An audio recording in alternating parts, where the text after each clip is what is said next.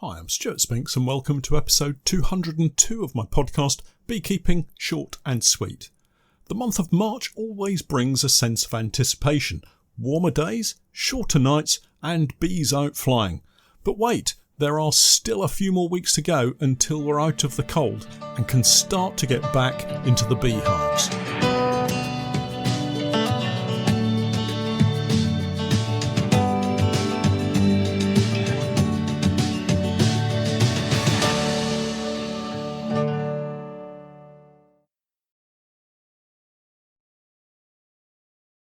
I'm delighted to say that our podcast is now sponsored in part by Simon the Beekeeper. Making beekeeping an affordable hobby for everyone, Simon the Beekeeper provides the best value beekeeping equipment possible, along with a super fast delivery service. The bees won't wait, so their customers don't have to either. Visit the website at www.simonthebeekeeper.co.uk. Hi everyone, welcome to the podcast, my weekly take on the beekeeping season and where I'm at with my Norfolk Honey Company.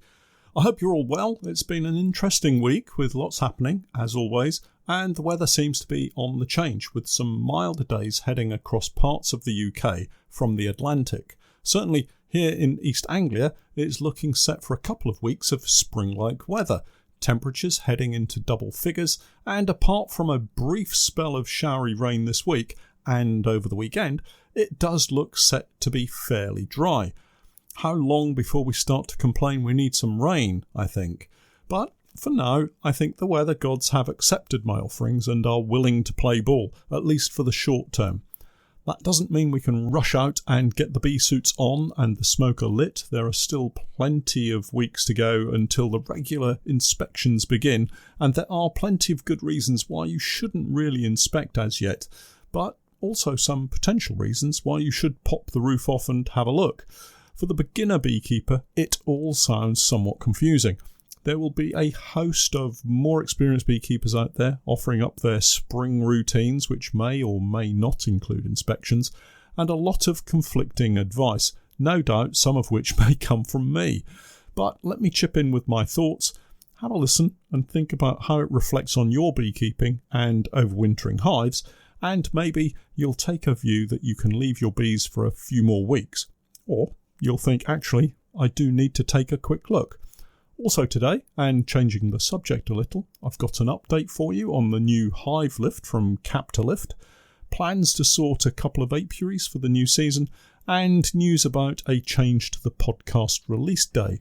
But first, back to the subject of early spring inspections, why you shouldn't do it, and actually why you might need to do it.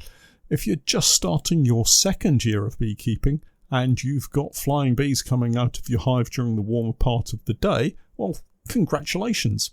Almost. We're nearly through the long drag of autumn and winter, days that you can't get into the hive and just see what's going on. At times it can be really frustrating, especially for anyone having just started in the previous year. I do know that feeling. You just can't wait to get back into the beehive and see what's going on.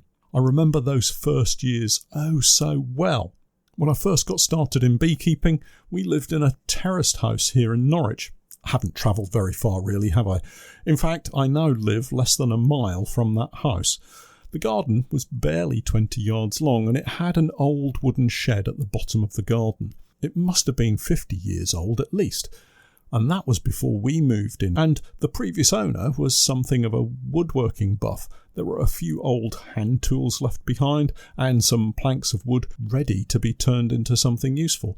But the overriding memory I have of this shed, apart from the vibrant green paint on the outside, is the smell.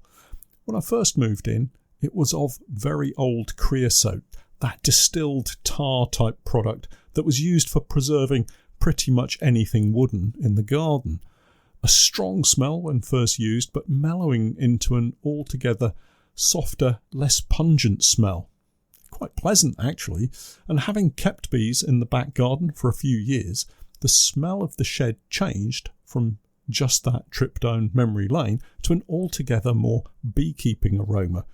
That of scorched and scraped propolis and beeswax. I can almost smell that old shed now. I wonder if it's still there. Anyway, I had just 3 beehives at the bottom of the garden, just outside the shed, and I could watch them through the windows as I cleaned boxes, made up frames, and planned my year. A delightful March morning, with the sun on the hives, would see bees slowly emerge to head off on cleansing flights, foragers hitting the garden plants, and around lunchtime, workers performing their orientation flights, dancing at the entrance in preparation for more distant flights in the days to come. That entire memory is what gets me excited for the new beekeeping season, even after all these years. Obviously, it doesn't take long to get enough kit ready for 3 beehives, but somehow I'd managed to find plenty of reasons to sit quietly in the shed, watching the bees heading out of the hive. Fond memories indeed. But there always came a point at which I started to think I should maybe carry out a first inspection of the year. The challenge in those days was I really didn't have a mentor or support network, no internet or YouTube to refer to, and it was all trial by error, as it turned out, learning as you go along. And there's nothing wrong with that, but if there's someone helping who's already made those mistakes, it would have moved my beekeeping knowledge along at a much faster pace. I came to understand that as long as it wasn't too cold, and I wasn't in the hive for too long, I could pretty much inspect any time in March around lunchtime. What I didn't realise at the time was having a purpose to get into the hive is possibly the most important thing. Inspections for the sake of inspections are fine if you're a beginner and it's the height of the summer. You can take all the time in the world. But in early spring, with little knowledge of what I was doing and clumsy fingers, meant the hives were open way too long, and I probably did more damage than good. So, to get to the point, here's a little checklist of do's and don'ts for early spring inspection. If you plan to inspect your beehive, have a really good reason for doing so. This could be that you're not seeing any bees flying from the hive when others are out and about. Sometimes that can simply be down to the type of bees that you have. It doesn't need an inspection, just a quick look under the roof, spot the live bees moving around and pop the roof back on. Job done. I've done that many times this winter. Perhaps the hive feels really light and you want to assess food stores. I would work from the outside frames, check what food there is. If necessary, move a frame of food next to the active seam of bees and close them up again. No need to go through the entire brood area, and if you're feeling concerned, swap sides and do the same from the other side of the brood box so there are 2 frames with food close to the active seams of bees. Maybe you've seen drones. You're worried it may be a drone laying queen. In this case, work quickly to the brood nest area and look for worker brood. It might just be that the colony is keen to get its drones out early for any spring mating flights that occur, or you may find the colony has in fact become unviable due to a drone-laying queen. This is a queen who, for several reasons, can no longer fertilise eggs and thus can only produce drones. Remember, workers are produced from fertilised eggs, drones from unfertilised eggs. If this is new to you, grab a book and check out the basics again to remind yourself of how the colony works before the season really gets underway. At this time of year, there are not many reasons you need to inspect a colony at all, and as I said, you could be doing more harm than good. One of the main reasons for not inspecting the colony is you could spend too much time working through that you cause brood to become chilled and die. And at this point of the year, every single developing larvae is precious. The colony will have gradually dwindled through the winter months, becoming smaller and smaller, putting more pressure on the surviving adult workers to maintain the correct brood temperature, feed the developing larvae, and carry out all of the other tasks that need to be completed at this time of the year. If you go in and split the frames wide open, the temperature inside the colony is going to fall rapidly, and the workers will have yet more pressure to warm it back up again. There's also some evidence that early spring inspections can have a negative impact on colonies by allowing chalk brood to take hold. The cold and damp that circulates through the hive during these inspections somehow triggers chalk brood into life, and it can quickly become overwhelming for some colonies. I've done it myself, so just take care and try to be patient. If you do inspect and you do find a problem, there's not really a great deal you can do about it at this time of the year either. Requeening isn't really an option.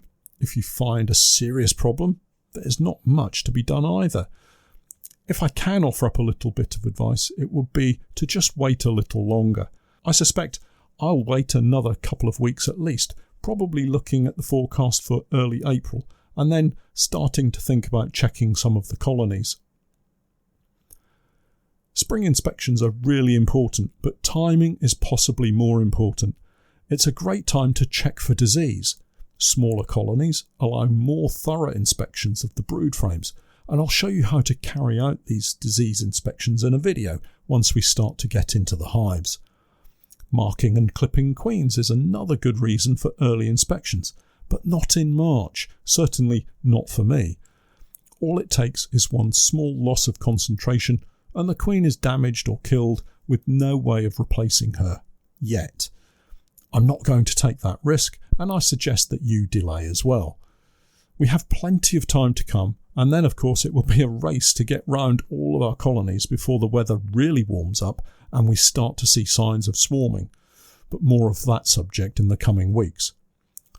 Before I go today, I have a couple of other topics to share with you. Firstly, I wanted to let you know I'm going to be moving the publishing day of the podcast to Sundays, probably from next week.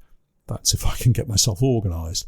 The plan is to have a little more help during the week, and up to now I've normally spent Thursdays in the office doing admin and the podcast.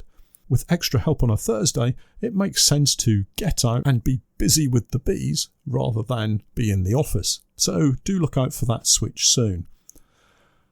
I'm currently finalising my queen rearing plans for the coming year too.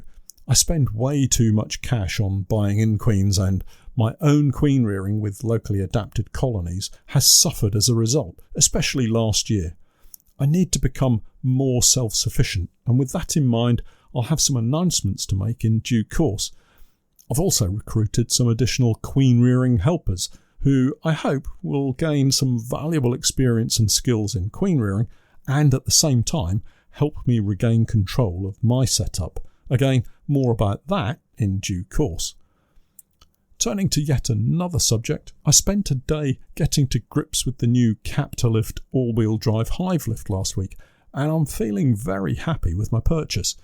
I shifted a decent amount of kit, all empty boxes at this point, but it didn't take long to get a feel for how the lift works.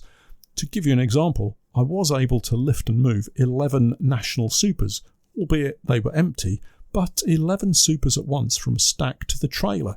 No strain on my back, and I finished the day having emptied this particular apiary of a lot of boxes, and whilst it did drain the battery, I was a little overly cautious about how far to push it because I didn't have any help to lift the hive lift back onto the truck, so I needed to save some battery power to get it on and off back at the unit in order to get it recharged, which I successfully did alone. The lift does weigh a lot, and at one point I was a little worried that it might have fallen off the back of the truck as I was lifting it, but with a super clamped tight to the lifting mechanism, it worked out just fine. I'm going to need a lot more practice before I feel confident with it, but short of buying an easy loader type of truck-mounted lift for many more thousands of pounds, I think this will be up there alongside the Appy Melter as one of the best bits of kit I've ever bought. Let's hope I haven't hexed the whole operation by saying that, but I am hopeful. Finally, now's a good time to get out and sort a few of the apiaries, if you haven't done so already. We have brambles that need cutting back, grass that needs cutting and strimming, and with colonies still tucked up inside hives early in the morning, it gives a window of opportunity to get out and clean everything up before things get really busy. So that's going to be one of my jobs for the week. Apiary cleanup, of course more foundation into frames, boxes moved, and I might just fit in a spare moment to clean my smokers, ready for the off. Well, that's it for this week. I'll catch up with you all again next time, and remember, I'm Stewart Spinks, and that was Beekeeping Short and Sweet.